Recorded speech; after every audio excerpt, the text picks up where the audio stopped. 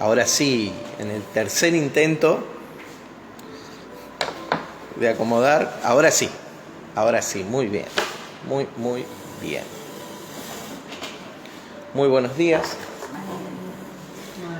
Vamos a comenzar en oración esta mañana. Hoy es 4 de abril del 2021 y es un privilegio, tenía expectativa por comenzar con la serie de estudios que iniciamos hoy en esta aula ICB. Bienvenido a los hermanos que nos siguen, que nos están viendo por medio del Face, aquellos que lo van a ver en diferido también. Tenía gran expectativa de esta serie. El libro de Apocalipsis es un tesoro en la Escritura y como tal fue muy manoseado, ¿sí?, a través de las diversas escuelas de interpretación que pudiéramos darle al libro. De esto vamos a hablar esta mañana. Desde qué lugar vamos a enfocar el estudio del libro de Apocalipsis, de la profecía de Apocalipsis. Así que, hermanos, les digo, todas las preguntas que quieran hacer, las pueden hacer, ¿sí? A los que nos siguen por medio de la señal del Face, las preguntas que ustedes tengan, pónganla por favor en el chat, ¿sí? Y en la medida que las veamos, si podemos en vivo, vamos a intentar responderlas si tenemos las respuestas. Si no, las estaremos respondiendo más adelante, ¿sí? Apocalipsis. Vamos a orar esta mañana. ¿Quién va a orar? ¿A la 1? ¿A las 2? Oro yo, vamos. Padre, en el nombre de Jesús, te honramos, te bendecimos, Señor, Padre, y te damos gracias por este día y la oportunidad de tener acceso a tu palabra. Tu palabra, Señor, bajo el soplo de tu Espíritu, la necesitamos para vivir. Ella es el alimento para nuestra vida interna, nuestra vida espiritual, nuestra vida en vos, Señor. Señor, te rogamos que por tu Espíritu y tu palabra corran los ríos de vida en nuestro interior, vivificando todo lo que tocan. Todo en nuestra alma es vivificado, es sometido y puesto bajo el gobierno de Cristo. Declaramos que tu reino es y que nuestra vida está bajo el gobierno de tu reino, bajo el gobierno del Rey del reino, y nos entregamos voluntariamente, Señor, en adoración, en obediencia, Señor, en todo reconocimiento de lo que vos sos e hiciste en nuestra vida. Espíritu Santo, soplá en nuestros espíritus, alumbrá el entendimiento, Señor, en nuestros corazones, en nuestra alma, que nuestra mente sea llevada, Señor, a la obediencia absoluta de la persona del Rey Cristo Jesús. En el nombre de Jesús, amén. Amén. Diga reino de Dios. Reino de Dios. Mientras saludamos a Juan Marcos, ahí que nos está mandando saludos. ¿Cómo estás, Juan? Una alegría compartir con vos por este medio. Acá está tu tía Blanca, al lado mío, disfrutando de este tiempo en la palabra de Dios. Reino de Dios. De cómo nosotros nos acerquemos al libro de Apocalipsis, es fundamental la perspectiva y cómo repercute en el entendimiento de nuestra vida espiritual. ¿Por qué? Tenemos un problema.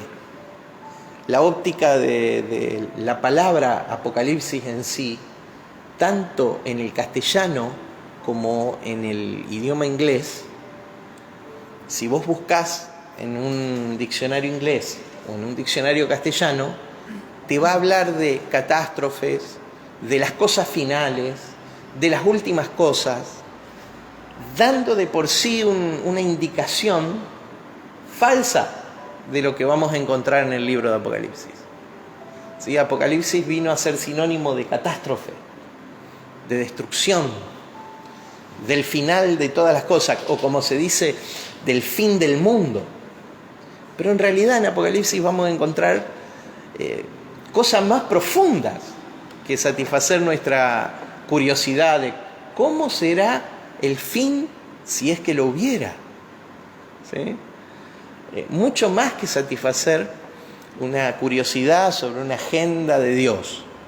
Apocalipsis tiene la agenda de Dios para hoy, no para el futuro. Pero todo esto lo vamos a ir viendo. Hay que recuperar el significado original de la palabra Apocalipsis. Apocalipsis es una construcción, en el idioma griego se van componiendo las palabras por raíces, ¿sí? Literalmente la palabra Apocalipsis en el griego es una palabra transliterada. ¿Qué quiere decir transliterada? Que significa lo mismo en el idioma griego que en el castellano. ¿Por qué significa lo mismo? Y entonces ahí tira por tierra lo de la Real Academia Española y su definición de diccionario. Porque, es una palabra que fue tomada, como se dice en el griego, y puesta en el castellano. Otra palabra así en la Biblia es la palabra evangelio. Evangelio no tiene traducción. Podemos explicarla, lo que significa buenas noticias. Pero evangelio, en el idioma griego se dice evangelio y en el idioma castellano se dice evangelio. Apocalipsis es lo mismo. Apocalipsis se dice en el idioma griego apocalipsis y en el castellano de la misma manera. ¿Qué significa en el griego la palabra apocalipsis? Está compuesta por dos raíces que significan literalmente correr el velo. ¿Sí? Correr el velo. De paso meto un aviso. De paso meto un aviso. Tengo acá que se corre el telón, la maqueta del libro, que en cualquier momento la editorial ya lo entrega. Estamos haciendo las últimas correcciones, esa es solo la maqueta, la anticipo, que es en realidad un libro acerca de un comentario sobre Cantar de los Cantares, pero que implica revelación. Por eso se llama Que se corre el telón. Y Cantar de los Cantares es, en el Antiguo Testamento, la letra de una obra de teatro, de un musical cantado. Por eso se llama Cantar de los Cantares. Es una obra musical de las tantas que escribió Salomón, que era todo un artista. Implica también correr un telón, como en el teatro. Diga Apocalipsis. Apocalipsis o revelaciones significa también correr el velo. Correr el velo. Algo que está oculto y que necesita ser corrido por la acción del Espíritu y la palabra. Eso es revelar. Diga conmigo revelar. Eso es revelación. Revelación, en los términos de la Escritura, es una iniciativa del Espíritu Santo, en donde Él da a conocer cosas que de otra manera no tendríamos acceso.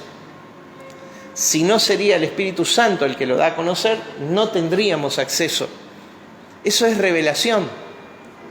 Por eso, por ejemplo, el apóstol Pablo, en Primera de Corintios, capítulo 2, del verso 6 en adelante hasta el 10, en el 9 dice: cosa que ojo no vio, ni oído yo, ni ha subido en corazón de hombre, son las que Dios ha preparado para los que le aman.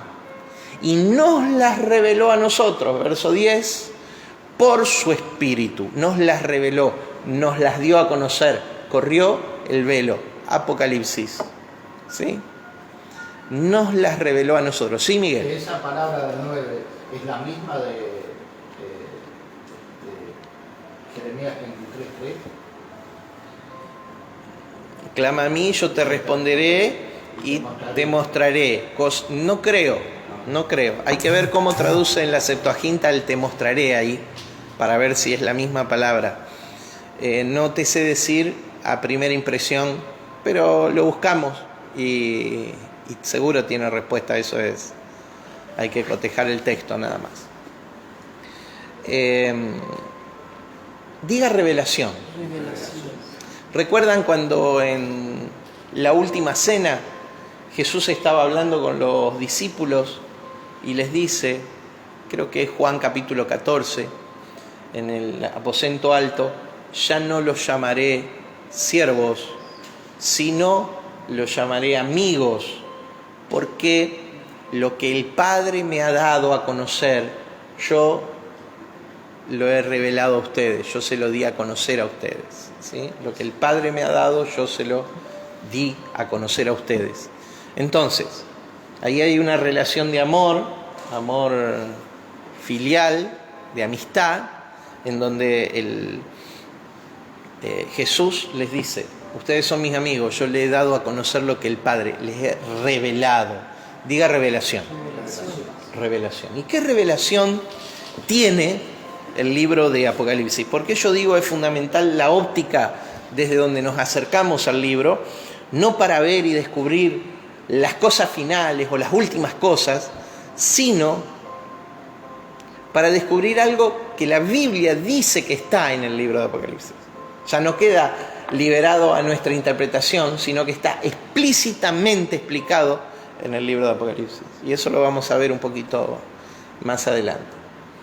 Pero lo que tenemos, sin lugar a dudas, en Apocalipsis es la revelación de Jesucristo. Lo vamos a volver a mencionar. O sea, ¿quién revela Apocalipsis? A Jesucristo y a su reino. Lo que tenemos en el libro de Apocalipsis es a Cristo y su reino. La persona de Cristo y el reino de Dios. Entonces, ¿qué vemos nosotros en Apocalipsis? Cristo y su reino. Y es un libro que muestra claramente cómo cambian los tiempos para Dios. Cómo han cambiado los tiempos a partir de la resurrección de Cristo. No estaba pensado así, pero hoy conmemoramos nosotros, el mundo recuerda a partir de la Semana Santa, el día de resurrección. Hoy es domingo de resurrección, ¿sí? Y justamente, ¿qué hizo la muerte y resurrección de Cristo? Cambió los tiempos, cambió las administraciones de Dios. Es fundamental cómo vemos nosotros el libro de Apocalipsis. Porque los que tienen una perspectiva futurista, diga, primera escuela de interpretación, futurismo, que es la mayoría del movimiento evangélico, interpreta que el libro de Apocalipsis, la mayoría, no todo, que el libro de Apocalipsis tiene profecías de cumplimiento futuro. ¿Está? Si vos crees que tiene profecías de cumplimiento futuro, entonces hoy esto tiene un problema. Si viene una escuela muy desarrollada, especialmente desde Estados Unidos, ¿sí? Desde la iglesia en Estados Unidos, primero en Inglaterra y luego en Estados Unidos, pero no así en la iglesia en el centro de Europa, digamos, pero como las corrientes misioneras más importantes en el mundo brotaron de Estados Unidos y Inglaterra, entonces esta es la escuela más difundida teológicamente de interpretación de Apocalipsis. Se llama futurismo. ¿Cómo se llama? Futurismo. Y consiste en la interpretación de que gran parte del libro de Apocalipsis, su mayoría, son cosas que todavía no sucedieron y que las estamos esperando. ¿Sí? De la escuela de interpretación americana, inglesa, de Apocalipsis.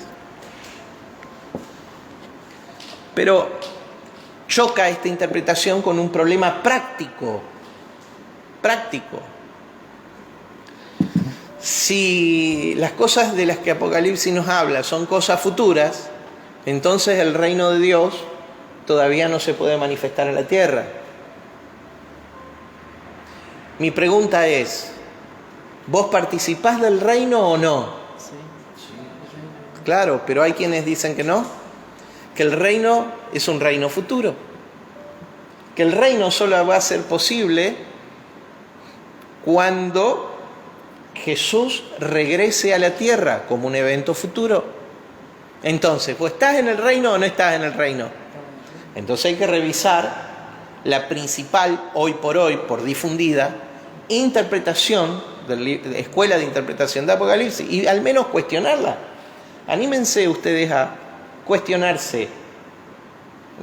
¿Estás o no estás hoy en el reino? Claro que estamos en el reino. Primera de Tesalonicenses capítulo 2, verso 12, el apóstol Pablo dice que nosotros fuimos, que él escribe para que andemos como es digno de su reino y gloria. Entonces ya participamos de su reino. Debemos andar como es digno de su reino y gloria.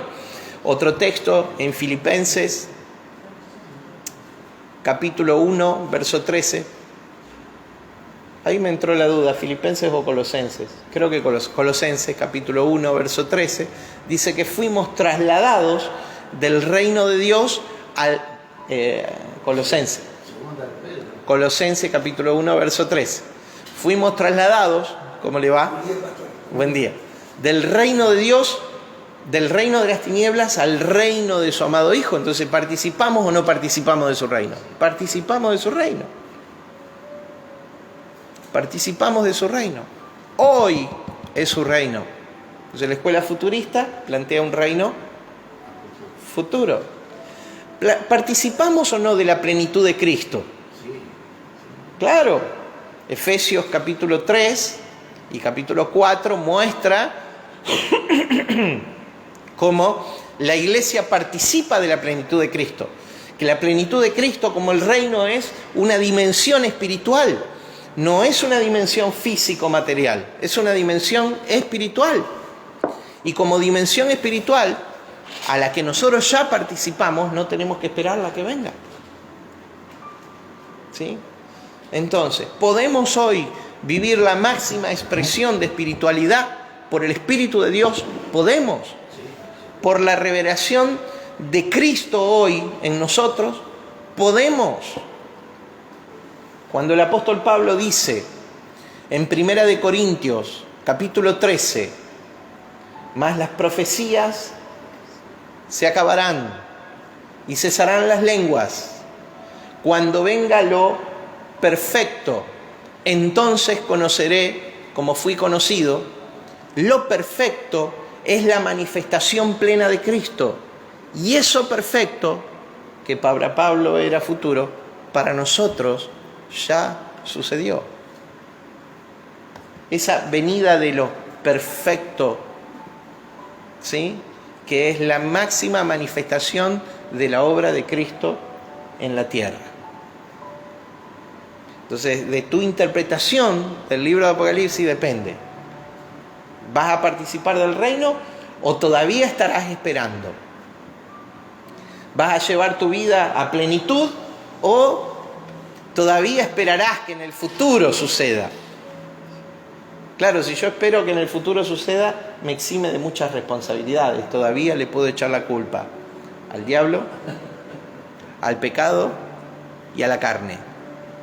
Mi hermano, vos ya no le podés echar la culpa ni al diablo, ni al pecado, ni a la carne. Asumí tu responsabilidad presente. Y seamos una gente de transformación de todas las cosas a partir de lo que desde Cristo se ve en nosotros. Primera escuela de interpretación se llama futurismo. Segunda escuela de interpretación, que algunos se acercan a Apocalipsis,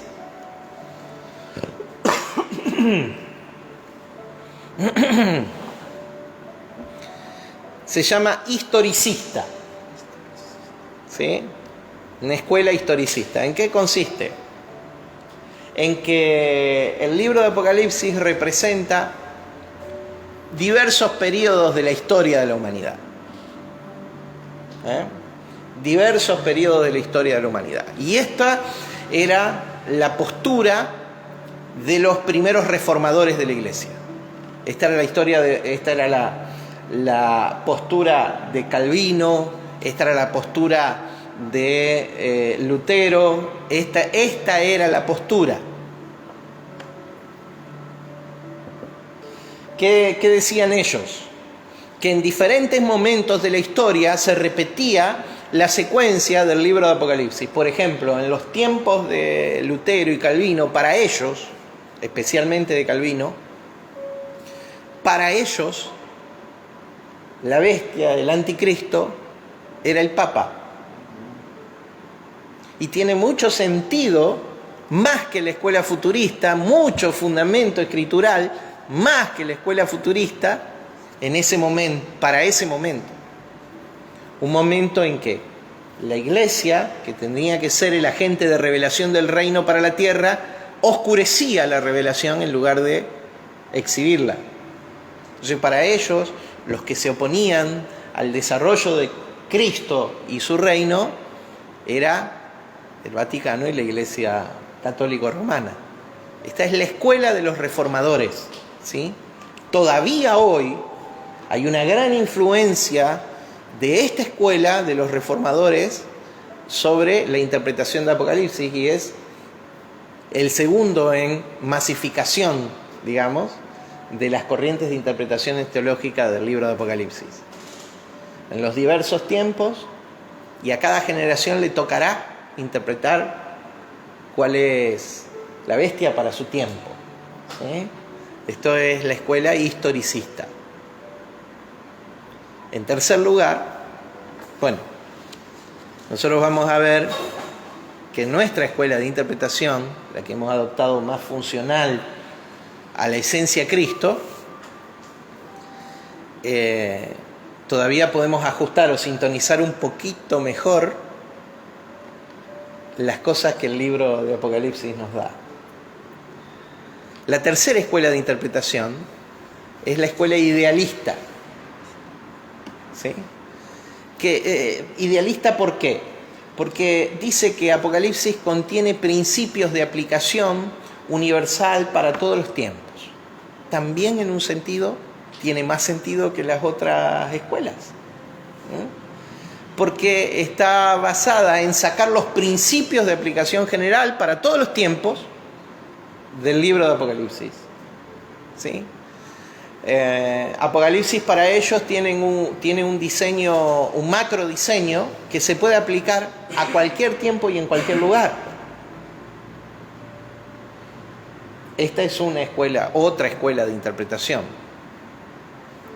La última escuela de interpretación, básicamente es la que yo particularmente he adoptado, y ustedes van a ver en el desarrollo de todo el libro de Apocalipsis cómo podemos ajustar casi como un aparato de relojería suizo al cumplimiento de la profecía de todo el libro de Apocalipsis.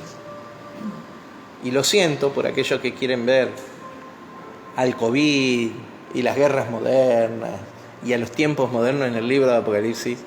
No está. No está. Es la escuela preterista. Preterista viene de la expresión pretérito, que significa pasado.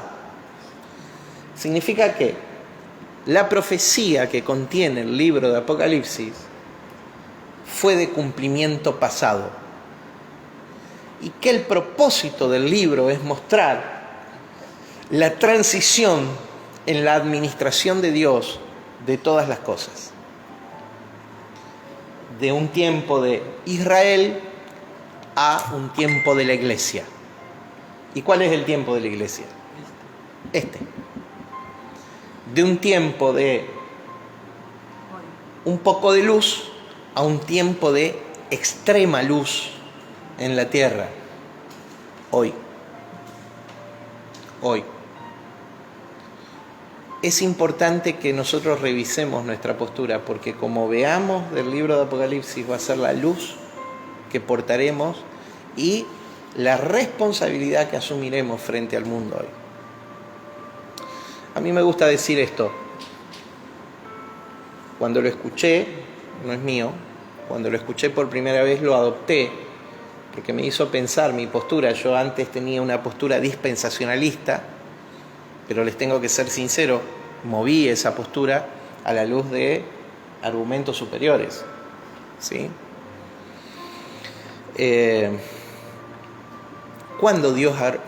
el argumento empieza con una pregunta. Siempre es bueno preguntar para que ayudemos a pensar, no repitamos como loros, sino vale pensar. Diga conmigo, vale pensar. Vale pensar. ¿Trajiste tu cabeza? Sí. Bueno, yo creo que a la mañana por ahí algunas neuronas están dormidas, otras no. Pero zamarrealo al que tenés al lado, yo lo zamarreo acá. Despertá tu neurona. La cosa que a veces traemos la cabeza, pero la mente está allá. Ah, bueno. Viste que está el cuerpo, hermano, pero la mente está otro lado. Sí, vale pensar, vale pensar. De mientras saludo a los hermanos que nos están viendo. Yo tengo algunos acá, tengo saludos de varios. Gisela Fleitas, Fabián Mandeo, ¿cómo está Fabi? Te vemos a veces acá presencial en la clase y a veces no, buenísimo. Federico desde Santa Fe nos está viendo. Omar Bullati, confírmame, Omar, ¿de dónde nos estás viendo? Creo que desde Resistencia, creo. Sí. Y por supuesto te damos la bienvenida. Recordame tu nombre. Héctor, a Héctor que está con nosotros acá. Gracias. Cualquier pregunta que querramos hacer, acuérdense en voz alta, ¿sí? Para que se pueda escuchar y no le tengamos que repetir. Hermanos, ustedes también. Pastor, Sí. esto estaba a tiempo telúrico de ahora de venirse toda esta pandemia que se armó. Ya estaba escrito en la Biblia. Claro. ¿Cierto? Ajá, sí, podemos decir. Eso estaba escrito en el libro de Apocalipsis, que van a venir pestes peores. Ajá. Eso desde cuando tenemos una mirada futurista. Claro. Nosotros vamos a desarrollar una mirada preterista del libro de Apocalipsis. ¿Sí? Y la importancia de que nosotros somos responsables de lo que pasa en el mundo ahora. Nosotros somos responsables, principalmente la iglesia, portadora de la luz que el mundo necesita, es responsable de lo que sucede en el mundo. ¿Ok? ¿No qué? No víctima. Por eso cuestionamos la postura escapista del futurismo y de su escuela más, extrema, que es el dispensacionalismo, donde dice que va a haber tal cosa como un rapto de la iglesia, una evasión de lo que va a suceder en el mundo. El mundo fue juzgado. ¿Dónde fue juzgado? En la cruz del Calvario el mundo fue juzgado. La humanidad fue juzgada. ¿Dónde? En la cruz del Calvario. Los hombres fueron juzgados. ¿Dónde? En la cruz del Calvario. La cruz del Calvario cambió los tiempos. Uf. Bien. Vamos a leer los primeros 3 textos del libro de Apocalipsis. El Apocalipsis de Juan. Hay una conversación entre Jesús y Pedro al margen del lago de Genesaret, del mar de Galilea. Ellos están hablando cuando Jesús se les revela resucitado a los 7 que están pescando, y Pedro se tira de la barca porque reconoce que aquel que estaba en la orilla haciendo un pescadito asado era Jesús, y llega a él y 3 veces Jesús le dice: Pedro, me amas, Pedro, me amas, Pedro, me amas, porque recuerdan, 3 veces le había negado Jesús, 3 veces había sido negado por Pedro. Entonces 3 veces le pregunta luego Jesús, el Cristo resucitado, si le amaba, y él le dice: sí, tú sabes todas las cosas, tú sabes que te amo. Entonces ahí vive la restauración: apacienta mis corderos, pastorea mis ovejas, ¿sí? Pedro. Y en un momento ellos están hablando, pero se ve que un discípulo lo seguía de lejos. Y Juan dice en su Evangelio de Juan que era el discípulo al que Jesús amaba. Y lo dice así para no nombrarse a sí mismo. Juan nunca se nombra a sí mismo. Cuando Juan dice, y Juan tal cosa, en el Evangelio, habla de Juan el Bautista. Pero cuando habla de él, dice el discípulo al que Jesús amaba. Es Juan diciéndose a sí mismo. Ninguno de los otros evangelistas, ni Mateo, ni Lucas, ni Marcos, llaman a Juan el discípulo al que Jesús amaba. Solamente él se llama a sí mismo así. Y en este pasaje es una de las 3 veces en el Evangelio donde se dice a sí mismo el discípulo al que Jesús amaba. Y entonces Pedro y Jesús estaban hablando y detrás lo seguía a Juan. Y Jesús le da una profecía a Pedro de esas que no nos gusta escuchar. Cuando llegarán los días, Pedro, en tu vida, donde serás llevado a donde no quieres, ¿sí? Y otros te ceñirán y te llevarán, hablando de cuando Pedro estuviera preso en Roma, ¿sí? Y cuando Pedro recibe eso, le dice, pero el Señor, ¿y qué de este? ¿Quién era este? Este era Juan, el discípulo al que Jesús amaba. ¿Y qué de este? Y la respuesta de Jesús, ¿y qué si yo quiero que él vea el reino de Dios? ¿Qué vio Juan? El reino de Dios. ¿Qué tenemos en el libro de Apocalipsis? El reino de Dios. ¿Pero cómo lo tenemos? Lo tenemos en forma de figuras y símbolos. El libro está lleno de símbolos. Símbolos que no puedo, por una honestidad de interpretación, no puedo atribuirle una interpretación literal. Son símbolos. Los símbolos son símbolos, representan una verdad espiritual. Como gran parte de la profecía, por ejemplo, Daniel cuando vio un gran oso, ¿sí?, que desmenuzaba la carne y que tenía en su boca 3 costillas porque se le habían quedado incrustados en sus dientes, y que se alzaba más de un lado que del otro. No estaba viendo un oso que tenía 3 costillas y que se alzaba más de un lado del otro. ¿Qué estaba viendo? Al imperio medo-persa. Eran símbolos. O sea, ¿por qué nosotros vamos a hacer con Apocalipsis una interpretación de símbolos literales? Por ejemplo, la Jerusalén celestial cuando desciende del cielo. Ahí ya no es símbolo. Todo el resto de Apocalipsis es símbolo, pero cuando Jerusalén celestial desciende del cielo no es símbolo. ¿Cómo? ¿Por qué caprichosa y arbitrariamente interpretar de que unas cosas son símbolos y otras cosas no son símbolos? Todo el libro está en forma de figuras y símbolos, porque representan verdades, no de cumplimiento literal. Por ejemplo, ¿cuántas veces nos han dicho?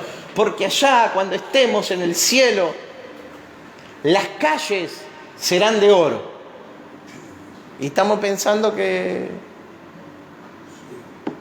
va a haber calles de oro. Hermanos, esos son símbolos. Símbolos. Y cuando vemos en Apocalipsis 19, y el Verbo montado en un caballo blanco, y una leyenda en su muslo que dice fiel y verdadero, y la espada que sale de su boca. Mi hermano, ¿qué son esos? Ahí está, ¿ves? Pero hay algunas escuelas de interpretación que nos han dicho que eso no son símbolos, que eso va a pasar literalmente. Y quedamos mirando para arriba a ver si viene alguien en un caballo blanco. El decir sale de su boca. Es como que el Señor está hablando, sale la palabra de Claro, un alma. Totalmente. Así es. Así es. Pero todo aquello es un símbolo. No es que le sale una espada de la boca. Entonces, ¿por qué interpretar caprichosamente algunas cosas como símbolo y otras o arbitrariamente, más que caprichosamente, y otras que no. Otras literales. Si son símbolos, representan verdades. ¿Qué verdades representan? Bueno, vamos a ver los 3 primeros versos del libro de Apocalipsis. ¿Alguna pregunta? Cric, cric. No, yo sería. Metele. No sería como. No te vamos a sacar el tema, no sé. Pero metele, chamigo. Te que decía, cuando el símbolo, cuando Apocalipsis 12 habla realmente del símbolo, sería que estaba por nacer el hijo y está como un dragón, sería esperando. Es el nacimiento de Cristo. Totalmente. Cuando Herón le quería matar al hijo, realmente. Totalmente. Al reino. Tal cual. Tal cual. Un adelantado, Dani, vos.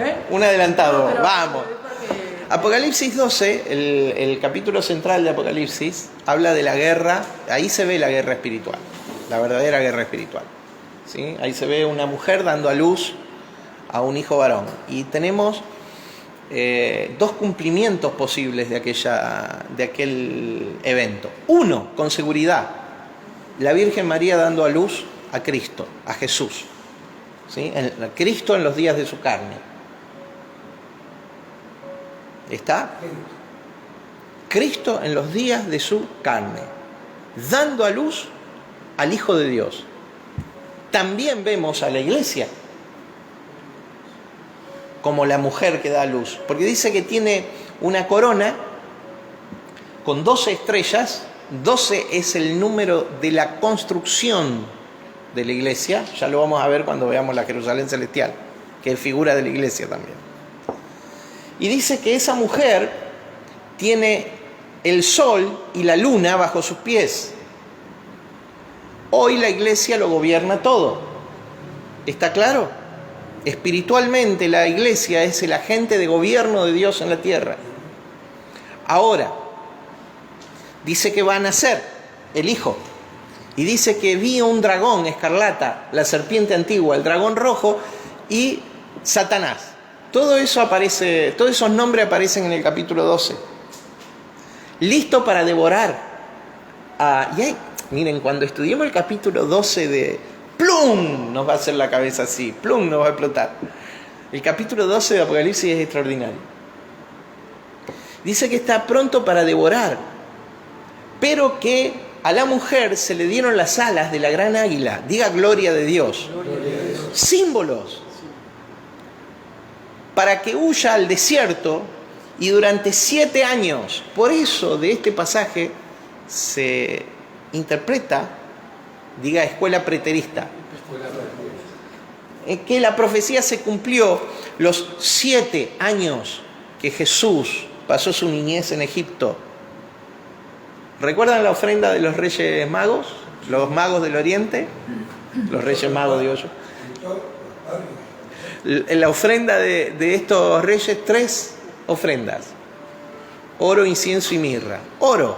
¿Cuánto oro? Como para que ellos vivan 7 años en el exilio. ¿Por qué? Porque el Espíritu Santo le daba testimonio a José de que no se queden en la tierra de Herodes, ¿sí? Sino que viajen a Egipto. Y ahí vino la matanza de los inocentes, ¿sí? Todos los hijos varones de menos de 2 años fueron muertos. Entonces, ellos vivieron 7 años en Egipto con esa ofrenda de oro. ¿Era poco o mucho? 7 años. 7 años vivieron con eso. Bien. ¿Y de dónde salen los 7 años de Apocalipsis? 12.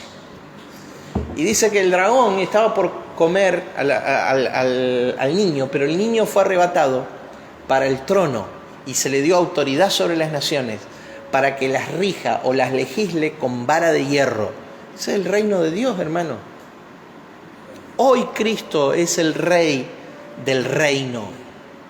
Y si no se manifestó en la tierra como esperamos que se manifieste, número 1, es porque la iglesia no está cumpliendo el rol que necesita cumplir. Porque con evasivas, con doctrinas escapistas, evade la responsabilidad que tiene. Número 2, porque la iglesia tiene una interpretación de la iglesia, de la persona de Cristo, errada. Cristo hoy gobierna efectivamente sobre el ámbito espiritual, pero la iglesia es su agente de manifestación sobre el ámbito natural. Todo esto lo vamos a ir entendiendo, ¿sí? Vamos a ir creciendo y lo vamos a ir entendiendo al transcurrir las páginas del libro de Apocalipsis. Listo con Apocalipsis 12, un breve anticipo, dimos, cuando lleguemos a 12 va a ser una panzada. Ahí dice, en ese texto, dice que cuando iba a devorar, lanzó como un río de agua contra el niño. ¿Qué se espera que el dragón tenga? ¿Agua o fuego? Pregunta, para cuando lleguemos a Apocalipsis 12. ¿Por qué largó agua y no largó fuego? Si el dragón se espera que largue fuego, no agua. Y el dragón es un ser mítico. Sí, pero se espera que largue fuego, no agua. ¿Por qué? Bueno, eso lo vamos a ver. Extraordinario. Y dice que la tierra abrió su boca y tragó al río que lanzó el dragón, Satanás.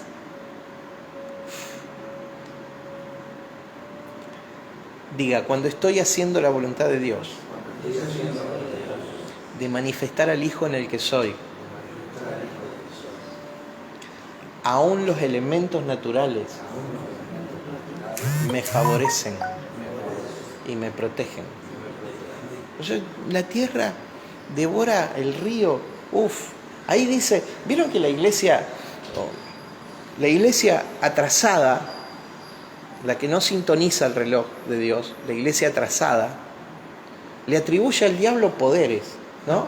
Dice, el diablo sabe muchas cosas. Mirá, Apocalipsis 12 dice que lo único que sabe el diablo, aparte de la Biblia, sabe el diablo la Biblia, lo único que el diablo sabe es que le queda poco tiempo.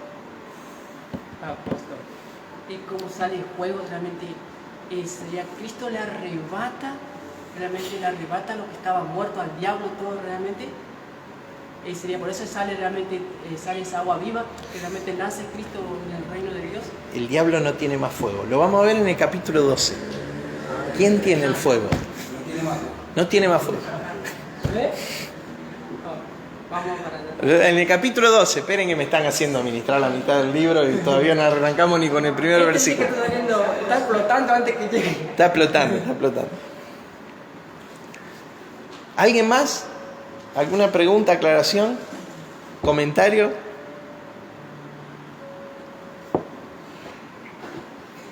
En hebreo, cuando hace hebreo que habla del Señor en lengua, supuestamente en hebreo, que dice que habla en lengua el Señor,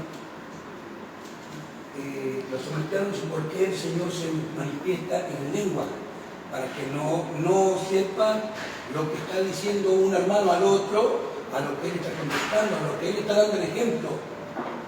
Yo no lo entiendo, pero dice que entre hermanos, por el Espíritu Santo, sí se entiende y el Señor lo escucha. Sí, hay un don del Espíritu que tiene que ver con lenguas, que son lenguas idiomáticas, un nivel, o sea, lenguas de otro idioma que se habla en la tierra, y hay un género de lenguas que son lenguas angélicas. Bueno, que cuando uno habla en lenguas, los misterios de Dios habla. Que en la devoción privada, el que habla en lenguas edifica su espíritu. En la devoción pública, el que habla en lenguas calla hasta que alguien pueda interpretar, ¿sí? Porque es necesario para la edificación que la lengua sea complementada con la profecía. Pero esto tiene que ver con la operación de dones. No registro en el libro de Hebreos que hable de las lenguas. Ajá. Pero avanzamos con Apocalipsis, capítulo 1, verso 1, 2 y 3. ¿Está? ¿Cómo está, Señor? ¡Feliz Pascua! No le dijimos a los que nos siguen, ¡Felices Pascua! Mirá, mi señora pone acá, que nos está viendo desde casa, gloria al Señor, Él ha resucitado. Vamos. Vamos. Hoy vamos a ministrar, vamos a cortar un poquito la serie acerca de la oración. Y esta noche seguramente vamos a ministrar acerca del Domingo de Resurrección en la celebración desde las 19 horas acá en el auditorio ICB. Bien, Apocalipsis capítulo 1, verso 1, 2 y 3. Dice: la revelación de Jesucristo que Dios le dio para manifestar a sus siervos las cosas que deben suceder pronto, y la declaró. Esperá que levanté la voz y me perdí. Y la declaró enviándola por medio de su ángel a su siervo Juan, quien ha dado testimonio de la palabra de Dios y del testimonio de Jesucristo y de todas las cosas que ha visto. Bienaventurado el que lee y los que oyen las palabras de esta profecía y guardan las cosas en ellas escritas, porque el tiempo está cerca. 4 direcciones que hay acerca del libro de Apocalipsis en estos primeros 3 textos. La primera dirección que vemos es que el libro de Apocalipsis está dedicado fuertemente a esclarecer al amo de todo. ¿Qué nos muestra? ¿Sobre qué nos trae luz Apocalipsis? Ya lo mencioné antes, pero lo dejo explícitamente claro ahora. La revelación de Jesucristo. Entonces, cuando vos te vas a acercar a Apocalipsis, ¿qué tenés que buscar? A Jesucristo, el amo de todo. Al Cristo resucitado. Jesús asciende al Padre desde el Monte de los Olivos, trasciende todas las cosas. Él se marcha adentro, 4 veces en Hechos capítulo 1, verso 9 y verso 10, aparece la expresión adentro, eis en idioma griego, adentro, adentro. Él trasciende la dimensión del Espíritu, de tal manera que hoy, ¿dónde vive Dios? Pregunta. ¿En dónde vive Dios? Si yo le tengo que mandar una carta a Dios, ¿cuál es el domicilio postal? Algunos dicen el cielo. Vive en nosotros. Toda la Escritura es un diseño mostrando cómo Dios creó al hombre para poner su presencia en él. Dios vive en nosotros. Dios no vive en otro lugar. Él se manifiesta su presencia en todas las cosas. ¿Sí? Pero Él vive ¿dónde? En nosotros. Entonces el tercer cielo, la morada de Dios, la casa de Dios, ¿dónde está? En nosotros. Pero esto, para entender esto, hay que pedir mucha dependencia del Espíritu de Dios, ¿no? Para que habite Cristo por la fe en nuestros corazones. Entonces buscar al cielo, pensar que el cielo es un lugar lejano, externo al hombre, es una interpretación parcial de las verdades de la Escritura. ¿Sí? La revelación de Dios es progresiva para los hebreos, para los judíos. ¿Dónde vivía Dios? Para los judíos. En el templo. En el templo judío. ¿Sí? Ahí vivía Dios. Entonces vamos a la casa de Dios. Pero vamos a la casa de Dios era ir al templo. Pero para nosotros, ¿cuál es la casa de Dios? Nosotros somos la casa de Dios. Hoy gran parte de la cristiandad tiene una visión atrasada de la casa de Dios. Le llama la casa de Dios a un auditorio, 4 paredes. Mirá, aquella pared tiene humedad. ¿Sí? No, esto no es la casa de Dios somos. Dale la mano al que tenés al lado, a ver, en cuanto puedas. Somos nosotros. Esto es la casa de Dios. No esto. ¿Está? Bien. Pero en el libro de Apocalipsis lo que vemos es cómo Jesús se da a conocer, cómo Cristo se da a conocer, el Cristo resucitado se da a conocer. Entonces, los 22 capítulos del libro de Apocalipsis hablan de Cristo dándose a conocer a la humanidad, dándose a conocer a su iglesia primeramente, o dándose a conocer a través de la iglesia a una humanidad que lo necesita. ¿Ok? Eso es lo que tenemos. Entonces, lo primero que está el libro de Apocalipsis es dedicado fuertemente a esclarecer al amo de todas las cosas. Cuando Cristo muere en la cruz del Calvario, ¿cuánto valía la sangre que Él derramó? ¿Cuánto valía?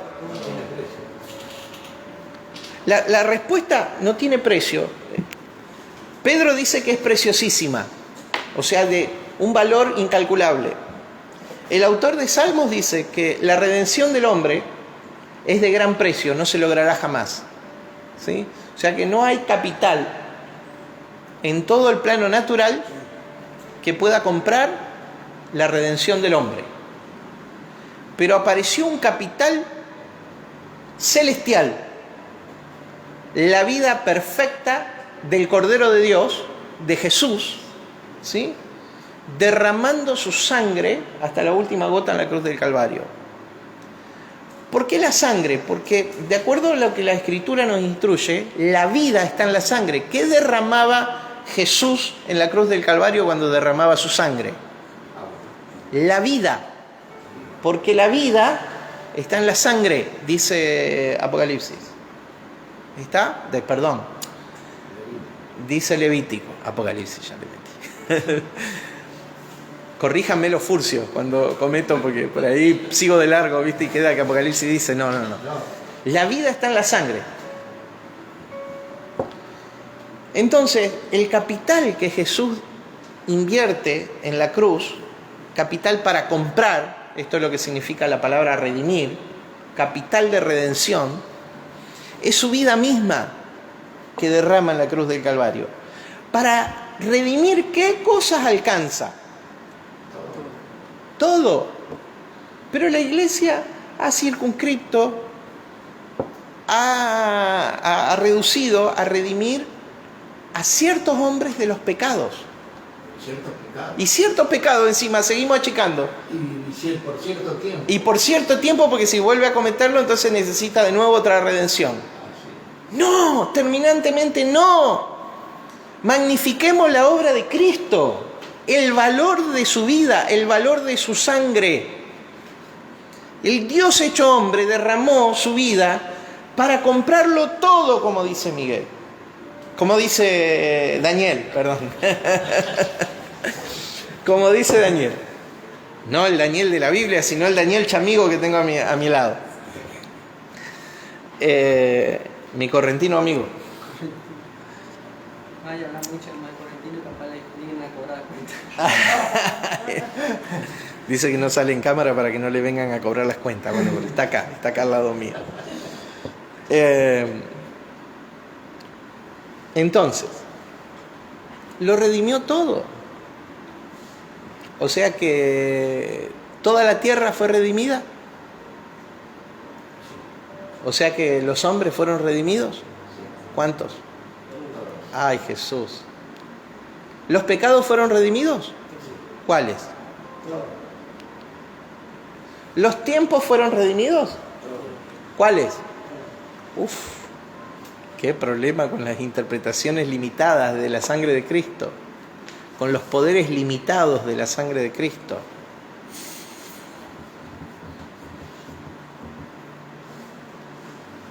Diga redención global. Cuando hablamos de esencia Cristo, magnificar, entender que la redención de Cristo no fue parcial, es muy importante. Y Él se revela a todos los hombres en el libro de Apocalipsis, ¿sí? Pero no todos los hombres alcanzan esa revelación.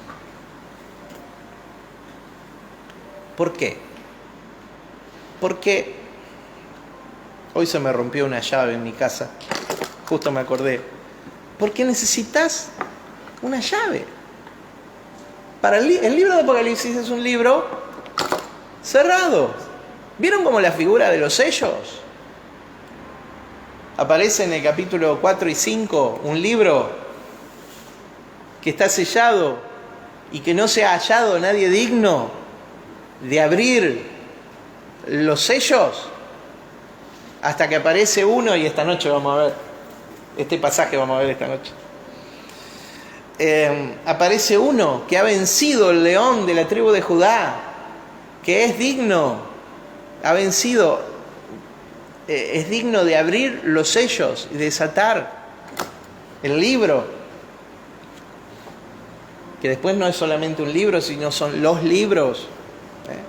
Bueno, el libro de Apocalipsis es un libro, diga cerrado y sellado, para el derecho de abrir ese libro es del león de la tribu de Judá. Pero él te confiere una llave, diga conmigo llave. Entonces acá hablamos de llaves. Número 1, llaves para abrir. Diga, si creo en Jesús. Si creo en Jesús. Si no, él decir, sí, yo creo, los demonios creen y tiemblan, ojo. Si realmente creo en Jesús, entonces tengo la llave que me abre la vida espiritual. ¿Está claro? Creo en Jesús. Entonces tengo la llave que me abre la vida espiritual. Pero si creo en la manifestación presente de Cristo y su reino, si de alguna manera, si Cristo me tiene a mí, si yo vivo una vida entregada a la persona de Cristo, entonces tengo acceso a los tesoros del reino de Dios. Diga conmigo, llave. Necesito una llave para abrir este libro. Este es un libro cerrado con llaves. Por eso tanto símbolo. Para texto que citaba el hermano Héctor hoy, Héctor, ¿no? Sí.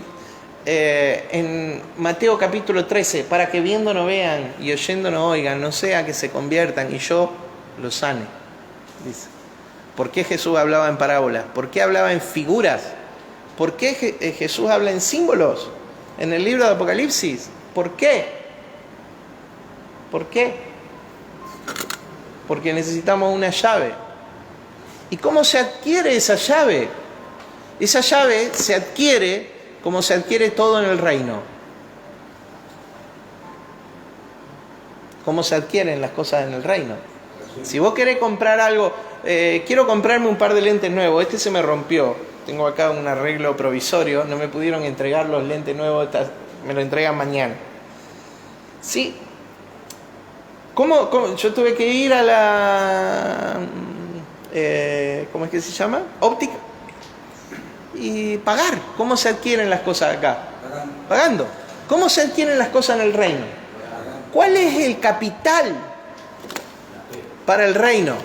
El capital en el reino es algo parecido a la fe. Usa una palabra muy parecida, que del griego al castellano se traduce de la misma manera. Diga fidelidad. La fidelidad es la moneda de adquisición del reino.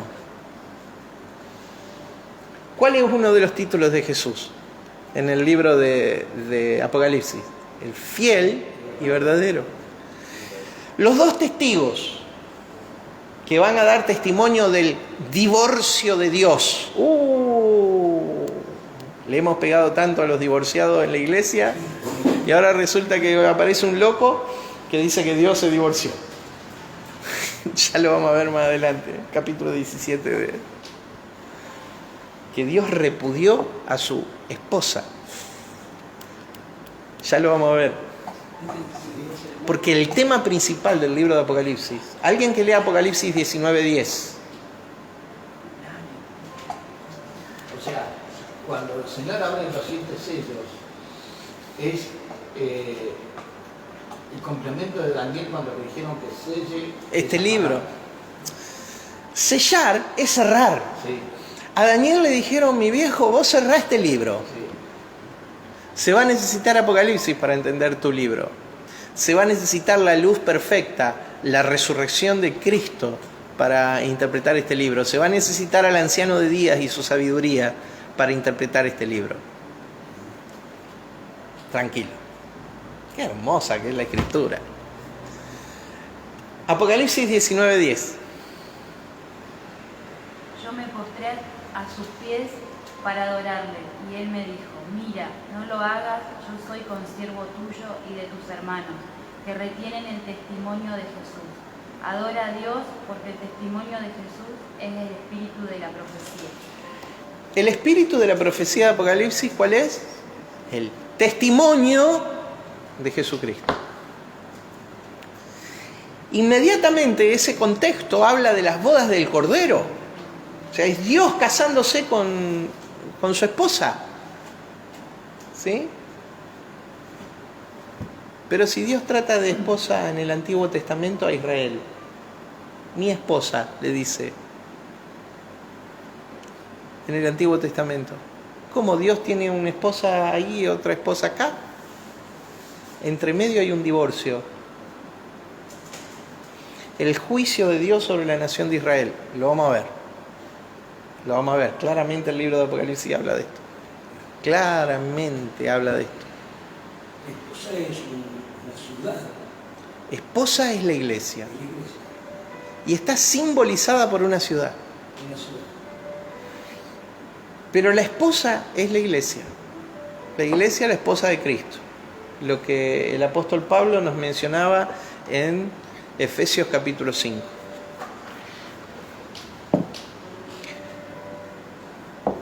¿Con qué se adquieren las cosas en el reino? Con fidelidad. Por eso hay tanto énfasis en la fidelidad en el libro de Apocalipsis. Ya lo vamos a ver.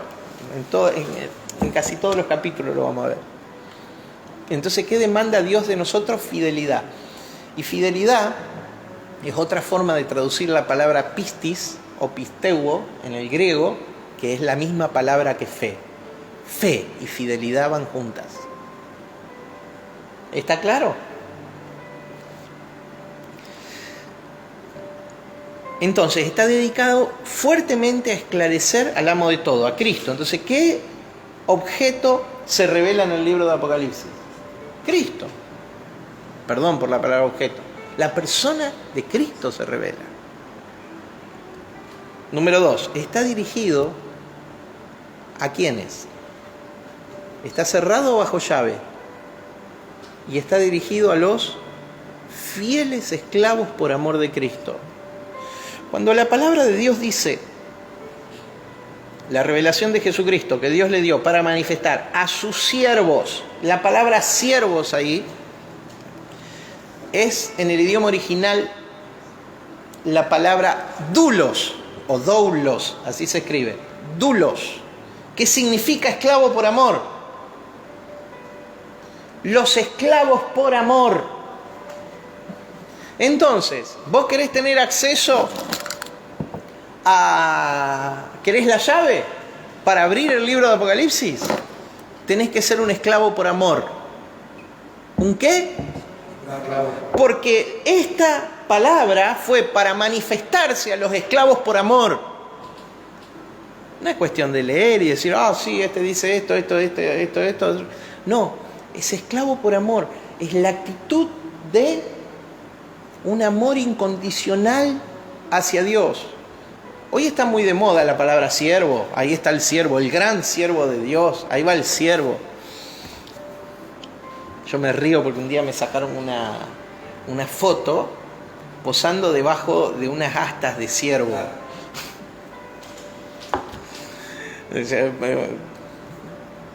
Porque hoy la palabra siervo está como sobrevaluada, así, ¿no? Siervo. Pero en los tiempos de Jesús, la palabra siervo, ¿qué significaba? Esclavo. Eso es un siervo, un esclavo. Un esclavo. Pero acá había un esclavo. En la palabra de Dios hay muchas expresiones traducidas siervo, ¿sí?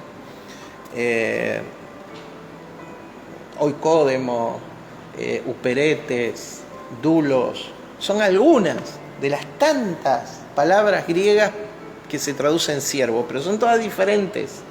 Acá es la palabra doulos, que significa esclavo por amor. Era como en la antigüedad, cuando alguien caía en desgracia y era tomado como siervo para servir en el campo hasta el día del jubileo, el 7º año, ¿sí? Cuando se cumplía el 7º año, el jubileo, todos los que habían caído en desgracia tenían que ser liberados, ¿sí? Pero cuando llegaba ese año de jubileo y eran liberados, el siervo podía optar por salir en libertad o decir: mi amo me ha tratado bien, ¿a dónde voy a recibir cuidados y amor como en la casa de mi amo? Entonces voy a permanecer bajo la voluntad voy a seguir de siervo para él. Entonces había un término legal, jurídico, que se llamaba esclavo por amor. Y había, según el Antiguo Testamento, una forma de documentar esa decisión. ¿Cómo se documentaba? Se iba a los ancianos de la ciudad, ¿sí?, que estaban siempre a la puerta, juzgaban los ancianos. Y el siervo daba testimonio de que quería seguir bajo el servicio de su señor. Entonces se tomaba una lesna, un aparato agujereador, vamos a decir. Se ponía la oreja del siervo, ¿sí?, del esclavo, hasta ahí, con derecho a ser libre. Se ponía la oreja en el dintel de la puerta y se agujereaba la oreja. Y la oreja perforada era el documento legal de que ese siervo era un esclavo por amor. Todavía escucho decir al apóstol Pablo en Gálatas capítulo 6: mírenme, observen, porque yo llevo las marcas de Cristo en mi cuerpo, los estigmas de Cristo en mi cuerpo, seguramente las señas de un esclavo por amor. ¿Sí? Entonces, ese era el documento legal de alguien que había renunciado a su libertad para seguir la voluntad de su amo. Dice: ¿vos querés tener la llave para acceder a los misterios del reino? Diga amor y fidelidad hasta la muerte. Es la demanda de Dios para poder adquirir la llave de los tesoros del reino de Dios. Entonces, ¿qué demanda Dios de nosotros? Fidelidad y amor. Un amor que no es solo de palabras, sino que está a la prueba de la fidelidad. Un amor que lo ha entregado todo, no que dice: te amo, pero como te amo a vos, amo a la vecina. No. ¿Se entiende? Fui claro, ¿no? A buen entendedor. Apóstol, Sí. es como realmente la muerte no significa realmente, puede ser la muerte natural y también la muerte cosa de dejar todo tu deseo y seguir la obra de Cristo, Sí, en fidelidad. podemos espiritualizar o alegorizar esto. Sí. Porque muchos creen realmente que la muerte realmente hay que morir, la muerte. Entonces, el libro está dedicado a la revelación de Cristo, del Cristo resucitado. El libro está cerrado bajo llave y esa llave es entregada a los esclavos por amor. Leo nuevamente: la revelación de Jesucristo que Dios le dio para manifestar a sus siervos, a sus doulos, las cosas que deben suceder pronto. Diga conmigo pronto. Diga pronto. Busco en el diccionario de la Real Academia Española y escucho y leo: pronto, con urgencia, inmediatamente. Pero hay una iglesia esperando que las cosas que dice el libro de Apocalipsis todavía pasen hace más de 2000 años. No, las cosas del libro de Apocalipsis sucedieron pronto a su escritura. ¿Cuándo fue su escritura? Lo vamos a ver más adelante, porque hay dos posturas muy marcadas. Vamos a ver un poquito más adelante.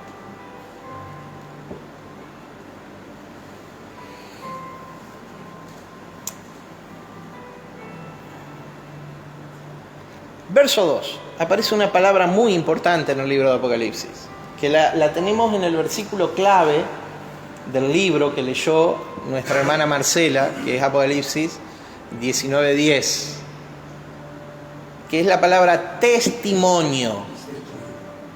Testimonio. Dice la Escritura que ha dado testimonio de la palabra de Dios y del testimonio de Jesucristo y de todas las cosas que ha visto. Juan, probado hombre fiel. Mirá si Jesús conocía de la fidelidad de Juan, que cuando le entregó su afecto natural más importante. ¿Cuál era el afecto natural más importante de Jesús? El afecto natural más importante de Jesús era la Virgen María. Afecto natural. Su madre. Su nombre. Amando a su madre. Y al pie de la cruz la mira a María y le dice: Madre, aquí tu hijo. Y al lado estaba Juan. Y a Juan lo mira y le dice: Hijo, he aquí tu madre. ¿Sí? Desde la cruz le dice eso. Es el afecto natural más importante de Jesús. Fue entregado a Juan. Pero fíjate si él no era una persona fiel. ¿A quién le entregarías tus cosas más preciadas? ¿A quién Jesús va a entregar las cosas más preciadas? ¿A quién Cristo se dará a conocer? ¿Qué se espera de una esposa? Fidelidad. ¿Qué se espera? ¿Qué se espera de un matrimonio? Fidelidad, mi hermano. ¿Ves? De nuevo, lo mismo. ¿Quiero la llave? Fidelidad. Ya estaba sola María en ese entonces. José ya había... Sí. En el ministerio público de Jesús no se ve a José. Sí. Se cree que José muere en la adolescencia de Jesús. ¿Sí? La adolescencia o juventud de Jesús. Sí. Bien.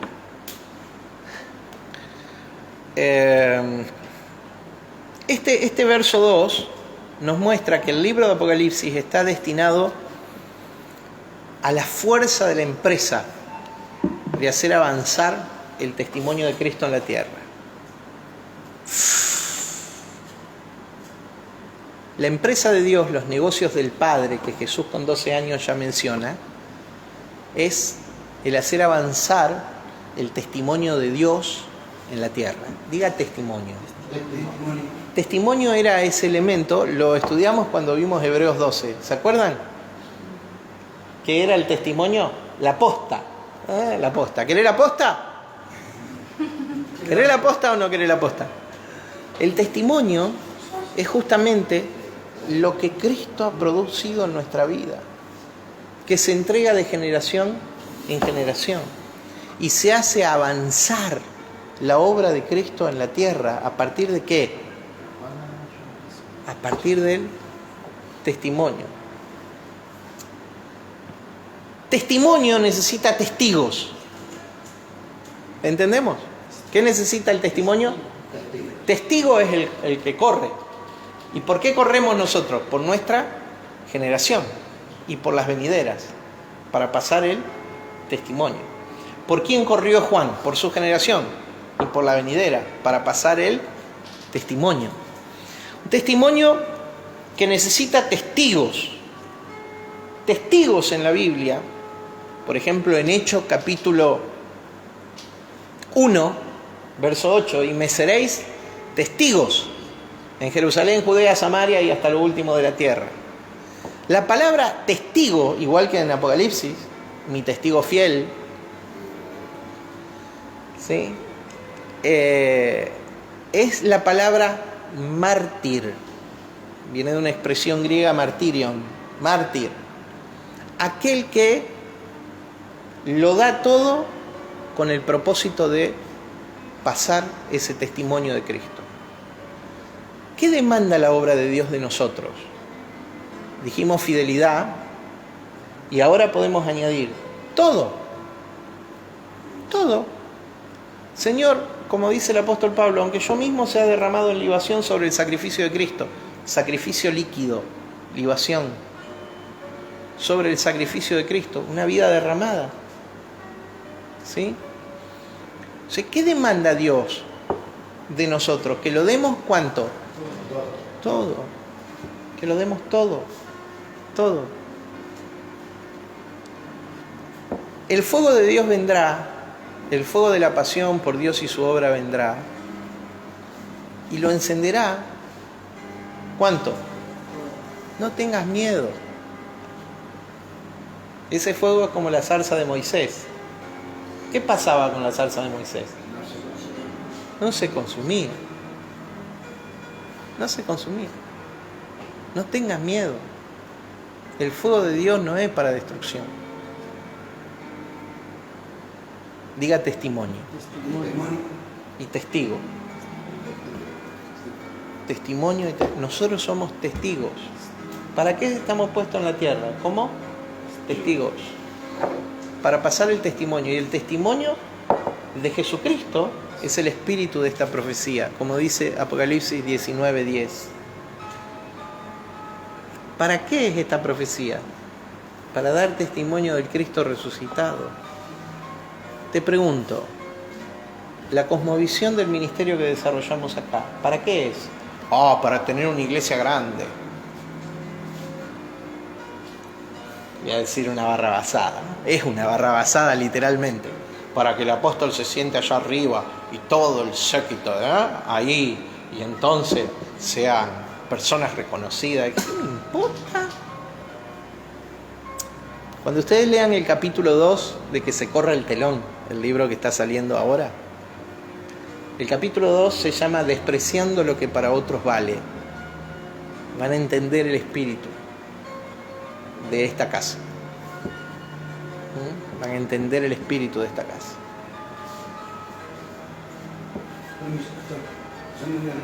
Adelante. Adelante, por favor, no hay ningún problema. Destinado a la fuerza de la empresa de Dios para dar testimonio de Cristo. Empieza a sembrar en su corazón estas cosas. Deje de, como dice primer libro de Reyes, de claudicar entre dos pensamientos. Deje de ir y venir.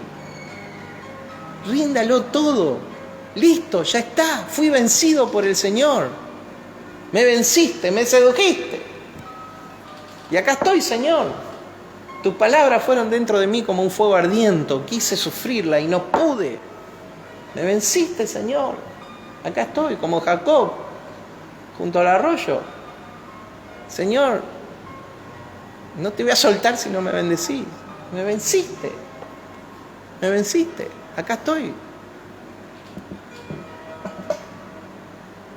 El que le entienda. Por último, verso 3. Bienaventurado el que lee y los que oyen las palabras de esta profecía y guardan las cosas que en ella están escritas, porque el tiempo está cerca. ¿Cómo está el tiempo? Cerca. No son 2000 años. Cerca. ¿Cómo es el tiempo? Cerca. Cerca no es 2000 años. ¿Esperaste una cita más de 2 horas? En una angustia que te... Cerca no son 2000 años. El tiempo de esta profecía está cerca. Y ya vamos a ver cómo esto se cumplió literalmente, exactamente, milimétricamente, como mecanismo de relojería suizo. Por eso la escuela de interpretación nuestra es preterista. Bien. Bienaventurado, dichosos, 2 veces felices, súper felices. Bienaventurados el que lee y los que oyen las palabras de esta profecía. El que lee y entiende, vamos a decir. ¿Por qué? Porque está entendiendo que está en este tiempo, en el tiempo de la manifestación del Cristo glorificado, en el tiempo del gobierno de Cristo sobre el reino, en el tiempo de la manifestación del reino, en el tiempo de la iglesia como expresión de la vida de Dios, en el tiempo del cumplimiento de mayor luz y de mayor gracia que hubo en todos los tiempos. En este tiempo estamos. Por eso, dichosos, felices, el que lee, los que oyen las palabras de esta profecía y guardan las cosas en ella escritas.